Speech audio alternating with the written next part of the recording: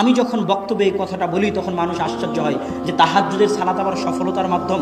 জি, তাহাজ্জুদের সালাত সফলতার মাধ্যম। দলিল আল্লাহ সুবহানাহু ওয়া তাআলা কোরআনে বলছে, ইয়া আইয়ুহাল মুযাম্মিল কুমিল লাইলা ইল্লা কালিলা নিসফাহু আও ইনকুস মিনহু কালিলা আও জিদ আলাইহি ওয়া রাত্তিল কুরআনা তারতিলা ইন্না সানুলকি আলাইকা কাওলান সাকিলা।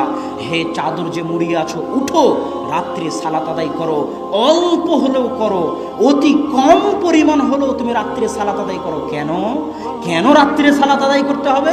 ইন্না সানুলকি আলাইকা কাওলান সাকিলা, আমি অচিরেই তোমার উপর এত কঠিন, এত ভয়াবহ, এত গুরুত্বপূর্ণ দায়িত্ব দিতে যাচ্ছি, যে কঠিন গুরুত্বপূর্ণ দায়িত্ব তুমি পালন করতে পারবে না যদি না তুমি রাত্রে সালাত আদায় করো।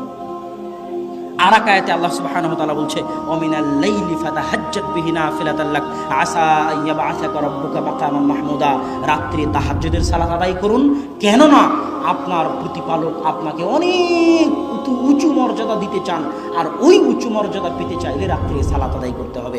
এই দুটো আয়াত দিয়ে আমি আপনাকে বলতে চাচ্ছি, কেউ যদি জীবনে খুব বেশি সফল হতে চায়, খুব বড় ব্যবসায়ী হতে চায়, খুব বড় আলেম হতে চায়, খুব বড় ডাক্তার হতে চায়, তাহলে আল্লাহ রাসূল যেমন খুব মহান নবী, মাকাম মাহমুদ, অনেক বড় কিতাব কোরআন, শেষ নবীর দায়িত্ব, সর্বশ্রেষ্ঠ নবীর দায়িত্ব, এত মহান জায়গা অর্জন করার জন্য, এত বড় দায়িত্ব অর্জন করার জন্য যেমন আল্লাহ তার রাসূলকে বলেছে আপনাকে রাতের সালাত আদায় করতে হবে, না হলে এই দায়িত্ব, এই সফলতা আপনি অর্জন করতে পারবেন না।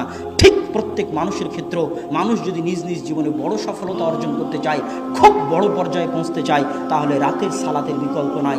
রাতের সালাত আপনাকে অনেক দূর এগিয়ে নিয়ে যাবে, আপনার ব্যক্তিগত, আপনার পারিবারিক, সামাজিক, রাষ্ট্রীয় সকল ক্ষেত্রে রাতের সালাত আপনাকে মহান সফলতা দিবে, এত কোনো সন্দেহ নাই।